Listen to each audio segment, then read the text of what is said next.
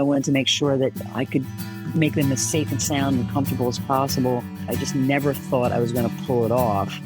And because of that, I think that in the beginning, I was a lot more heavy-handed, a lot more nervous, a lot more anxious, and probably not the nicest person to be around. That was special guest Susanne White. Welcome to a Season of Caring podcast, where there's hope for living, loving, and caring with no regrets. This is Rayna Neises, your host, and today's guest, Susanne, is a founder of Caregiver Warrior. She was blessed with the opportunity to care for her parents and venture out on a caregiving journey that would change her life.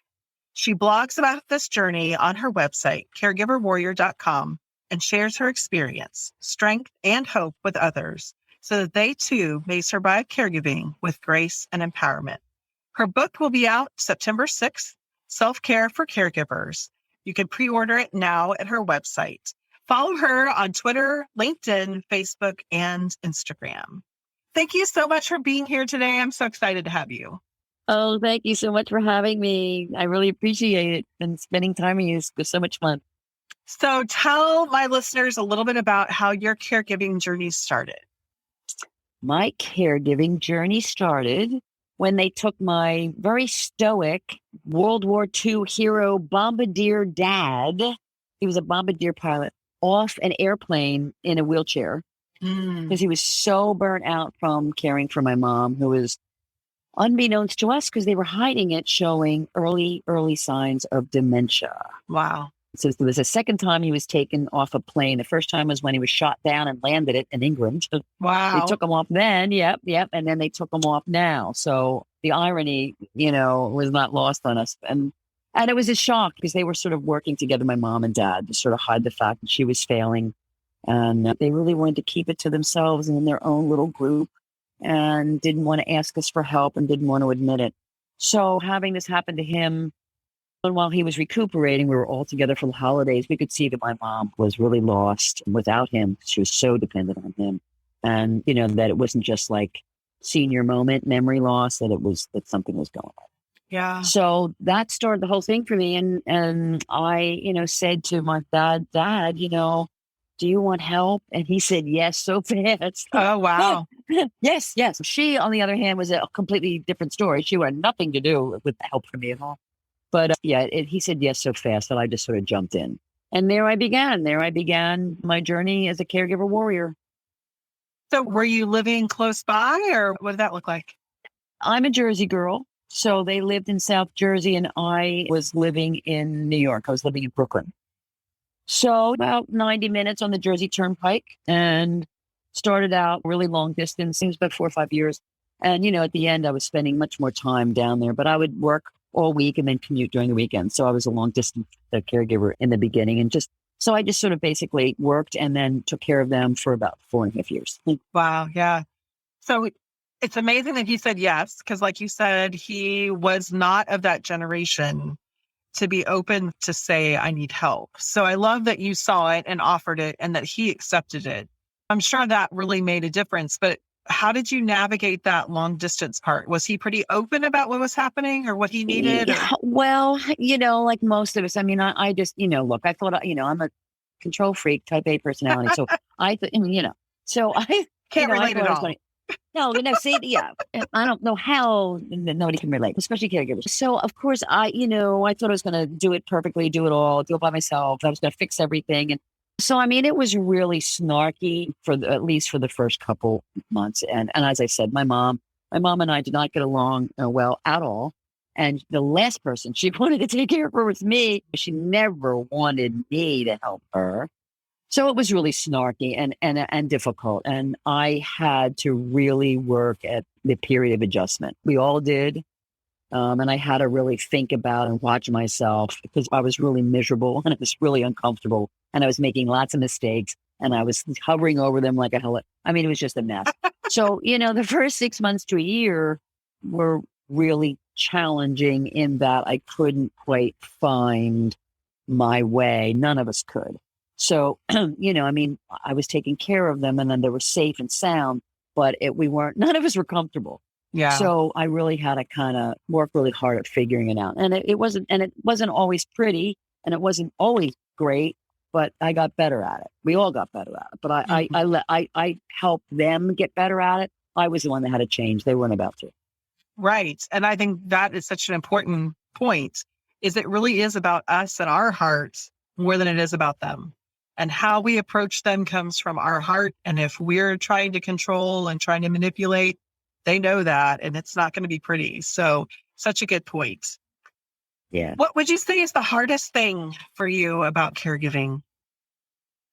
I think the hardest thing was first of all, my perfectionism. I think that was really, that hurt me a lot, and my parents a lot. Just the pain around trying to, we're also afraid someone else's life is at stake. I mean, it's a really important responsibility and commitment. It's really serious. And I think the fear that we have, I think my perfectionism, which came from my fear, yes, was one of the hardest things for me to cope with and understand, because I didn't want to hurt them. I wanted them to be okay. I wanted to make sure I didn't screw up.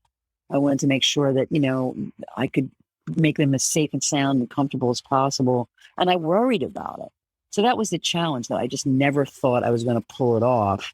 And because of that, I think that in the beginning, I was a lot more heavy-handed, a lot more nervous, a lot more anxious, and probably not the nicest person to be around.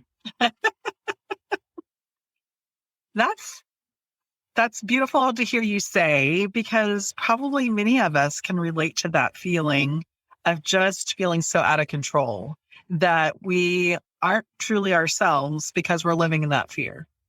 And Absolutely. Learning to let go of that fear then lets us be ourselves more and really lead with our heart versus the fear.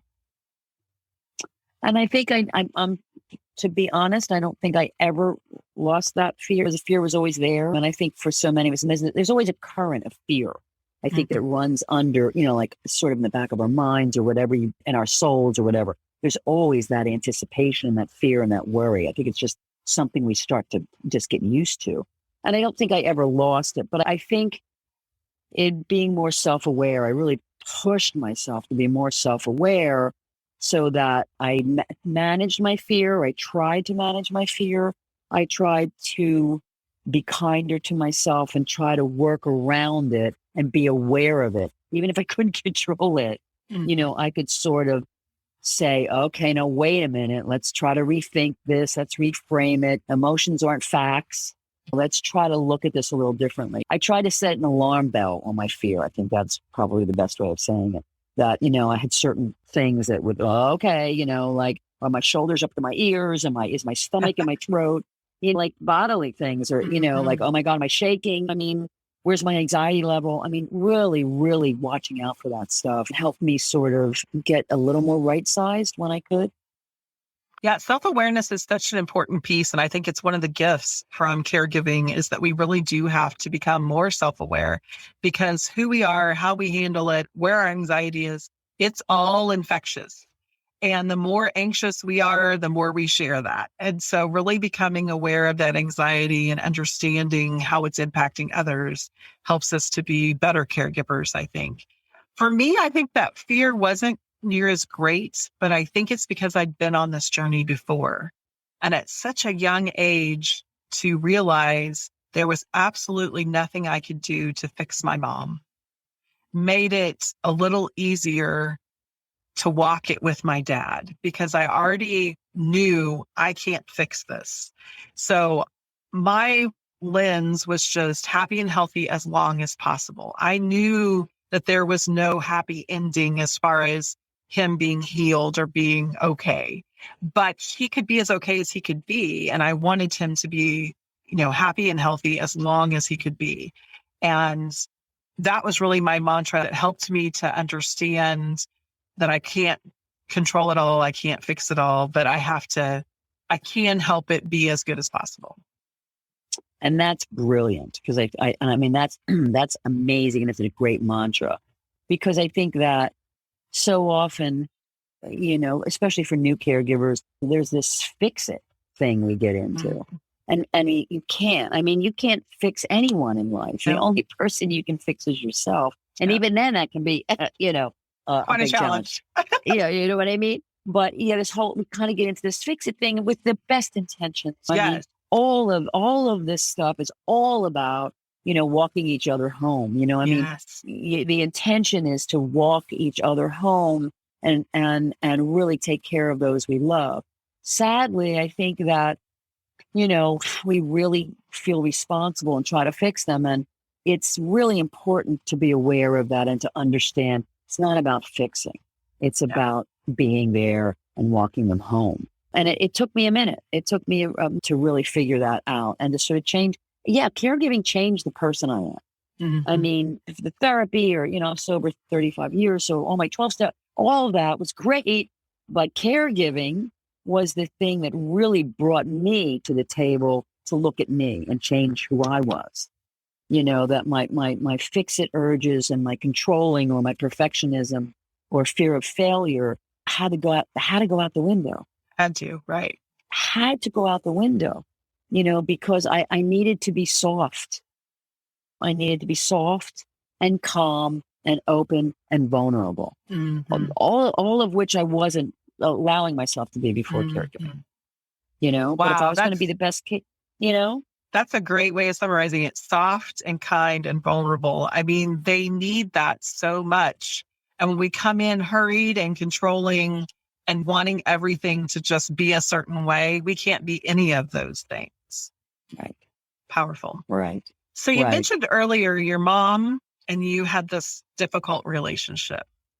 So tell me about how taking care of her was a gift, or how did that change that relationship?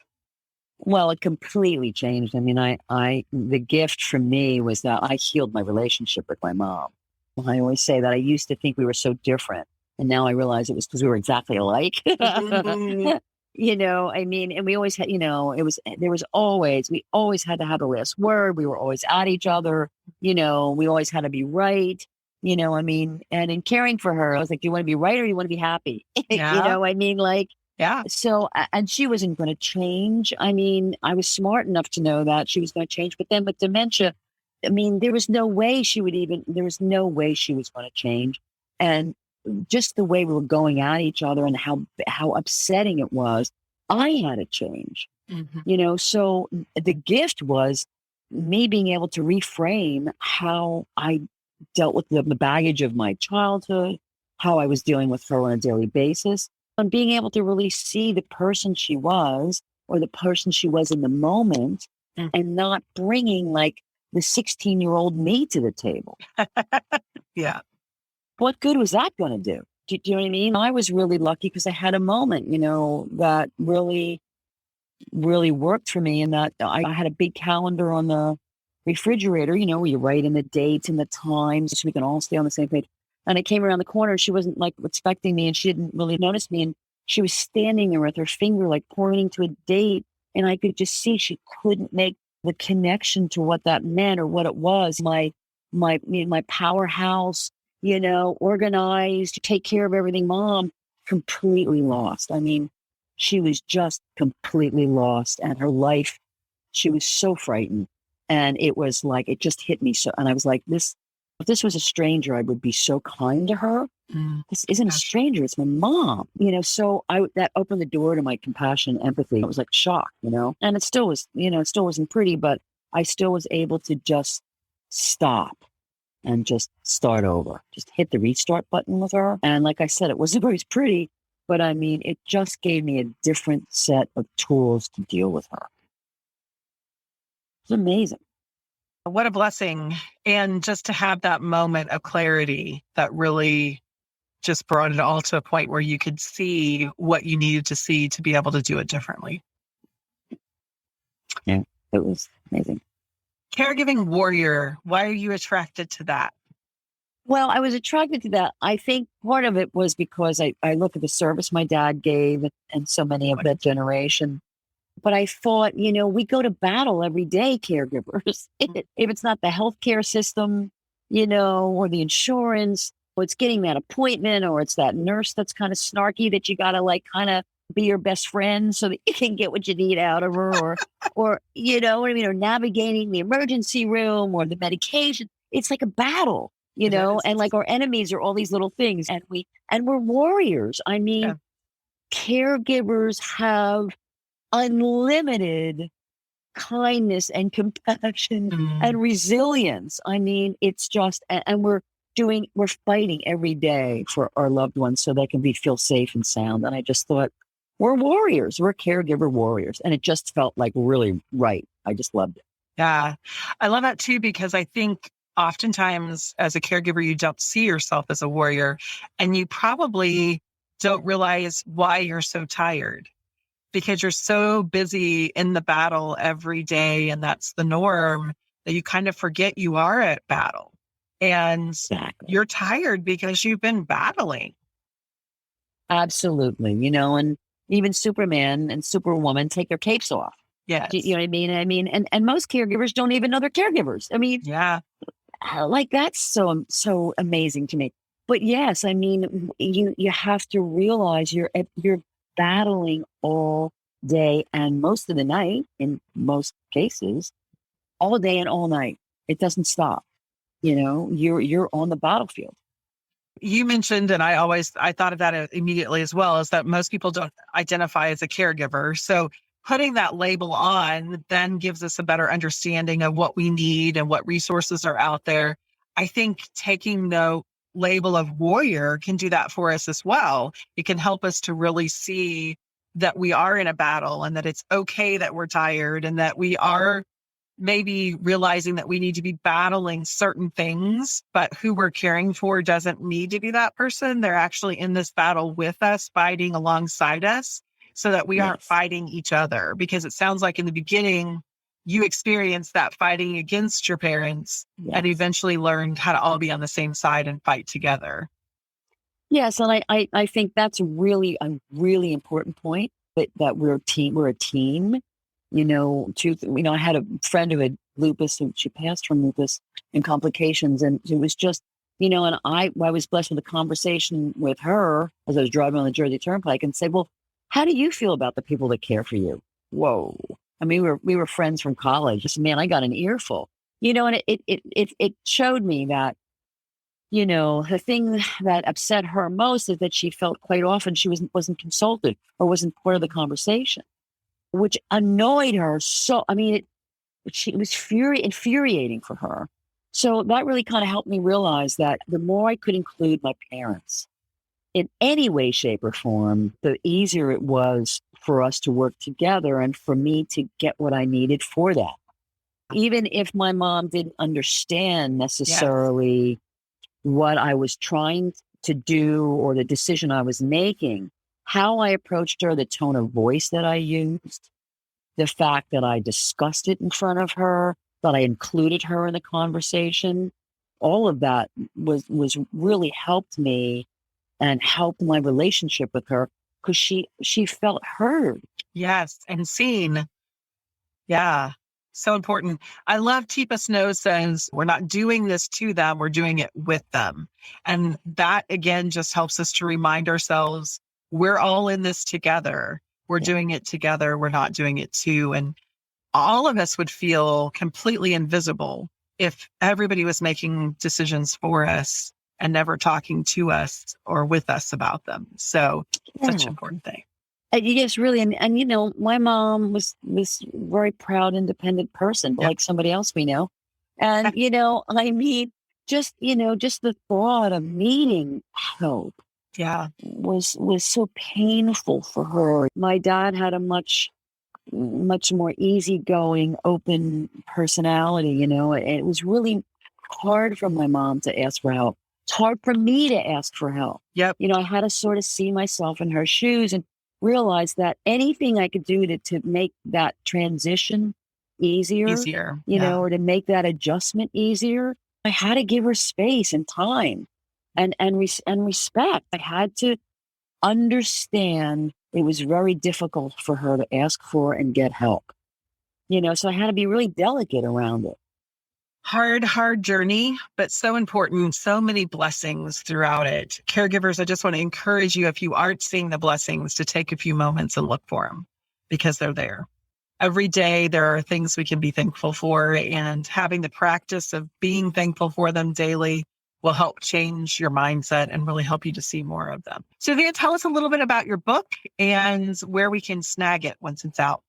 Oh, thank you for asking. I'm really proud of it. It's called Self-Care for Caregivers. It's coming out September 6th. And it's covering 4 areas that I thought were really important: emotional, physical, spiritual, soul, and then the practical side. So it's sort of things that I found that really worked for me, sort of mistakes I made, and things that I changed and strategies I came up with to take care of our emotional self, to make sure that we took care of our physical self, our spiritual self, and then some practical ways to get organized and stay that way. 140 things that I really feel are great hacks for caregivers to use, and mindsets around them. It's really important to practice self-awareness and practice self-love and then self-care. Definitely. Sounds great. So congratulations on that.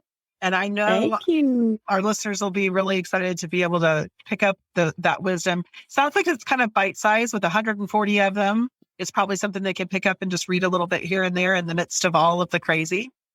Exactly. That's exactly what we wanted to do. You can sort of pick it up and just grab it and pick something right there, because pretty much everything that's in there, they're going to be able to relate to. Yeah. Because I went through it, So that's kind of what I'm hoping. I'm hoping that it's a book on the run that they can count on, Great. So it's available at all major retailers.